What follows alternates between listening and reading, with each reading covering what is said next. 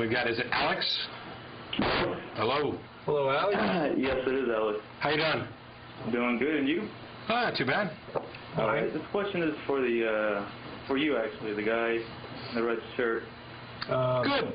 Yes. What do you got? The question is that since you guys seem to be so knowledgeable on everything that you're saying, why is it that every single time somebody says a comment or expresses their views, your only response is that in the form of another question? Socratic method?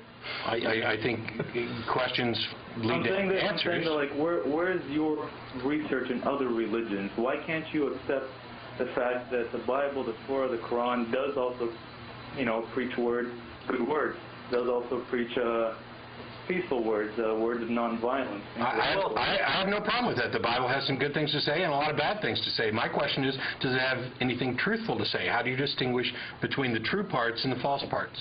Once again, your rebuttal is always in the form of a question. That's because I'm not making it. As opposed to some form of research that you have done. You're the one. Okay, and I'll take this back right away. Okay. But the caller is the one who's making the claim. They believe something, and I'm asking them why. That's natural. I'm not the one who's coming on here saying there is no God and here's why.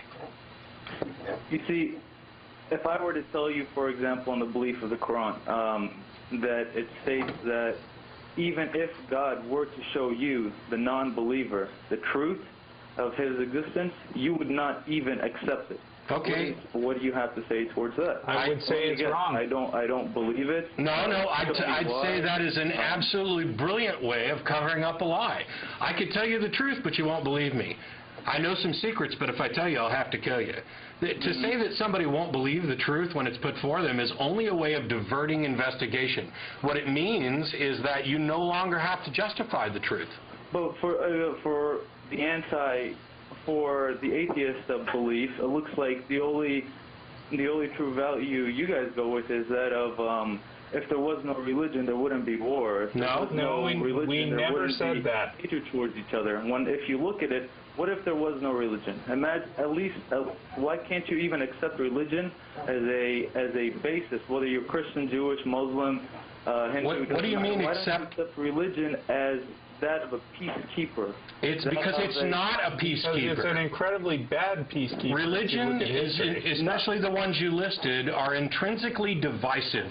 They set up an us and them mentality. The Jews are, even the church that I went to this morning, which it was full of good people, one of the comments that was made from the pulpit was that there's no reason to accept this current view of tolerance, that Christians should be living separate. The Muslims are doing the exact same thing. Religion is divisive. Please provide an example of any one demonstrably real, positive, effective religion that requires religion, something that cannot be attained by secular means. Well, let's look at other examples where religion. Why is it that you question? Why is it that you question my? Hang on. Why is it that you question my questioning responses, yet you refuse to answer them? What exactly is it that you're claiming? What I'm claiming is the fact that an atheist, I feel like you guys you do no religious research. Are you kidding me? Before you make all your claims. I just spent the last 2 days researching anti-Semitism. Do you realize that you're talking to someone who was a fundamentalist Southern Baptist for 25 years and was going to be a preacher before he started studying religion, and that study is why I'm an atheist now? Congratulations to that. But my question is, that's you just accused me of not studying, and I just offered you a response that says, in fact, I have. And as a matter of fact, I'll be happy to go head-to-head on you on general religious knowledge anytime you want. My only claim is, my only concern is, what is it that you're claiming, and what's the justification for it? Saying that I only ask questions doesn't prove anything. My claim is that when a preacher or a person who studies religion, and somebody comes up to them asking them questions like, "Why do you believe in God?" they always back it up by a religious quote from a Bible, or back it up by some other explanation. And I'm claiming, why does God exist? And I'm claiming that when they do that, they're backing it up. The world around them. What you guys do, what I'm claiming is that when they do that, They're backing it up with nothing. So what? I can pull out a book to back up my claim. What we're talking about is there actually a good justification for it? Like the caller who called earlier, who said the reason they believe in God is because they believe in the Bible. I don't care if they believe in the Bible. I want to know why they believe in the Bible. So the fact that a preacher can come up and say something, and then, why do you believe in God? Well, because it says right here in the book that he's there. Okay, then my next question, as I posed earlier, is why do you trust that book?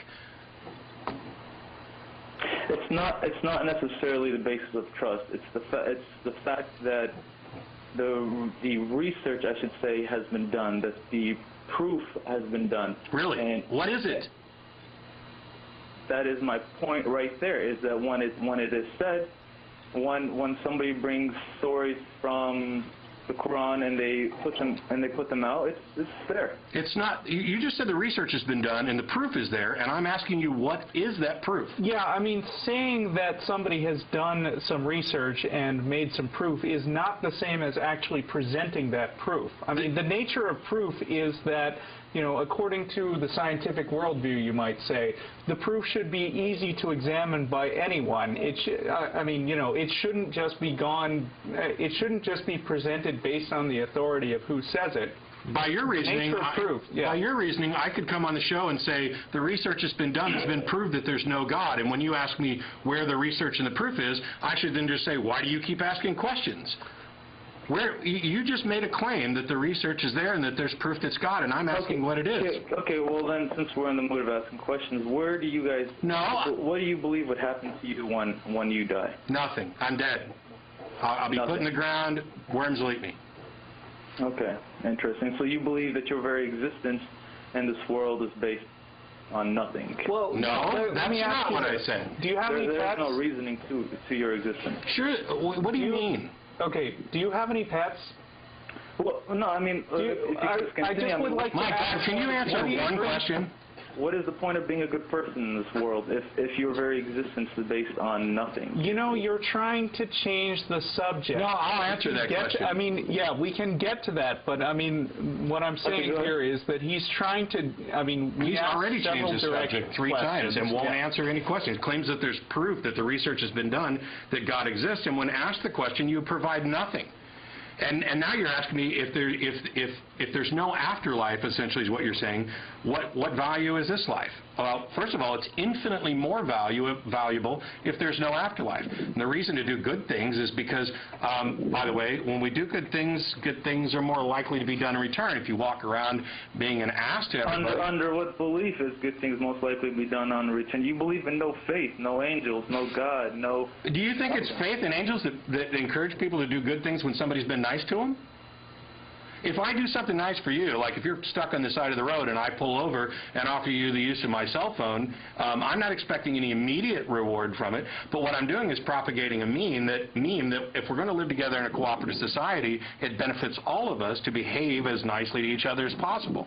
I don't require belief in an afterlife or the encouragement of angels or the threat of hell in order to do good. And I don't find a single relevant point within your conversation about morality to the issue that you claim to have proof for, and that's that a God exists. So what is it? You know, usually when I talk with people like you guys, I love to play around with words and twist them in all these different forms, just as in another attack back. It's always intriguing to me.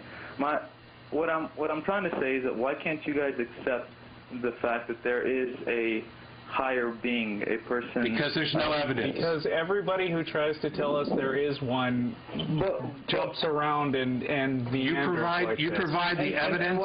And why is it such a bad thing that if there was one? Why would you believe something for which you have no good reason to think it's true? Why you for some reason have the exact feeling. You believe in something that you have no reason to. What do I believe in that I don't have a reason to? To believe in no God. No, I'm disbelieving. I hate to break it to you, but no. In the society. Shut up. No, you're making a claim that a God exists, and I'm saying I don't believe it based on evidence. So what do? Rather than providing the evidence, providing the justification, you simply claim, well, you believe in no God based on no evidence. So we're equally stupid. No, we're not.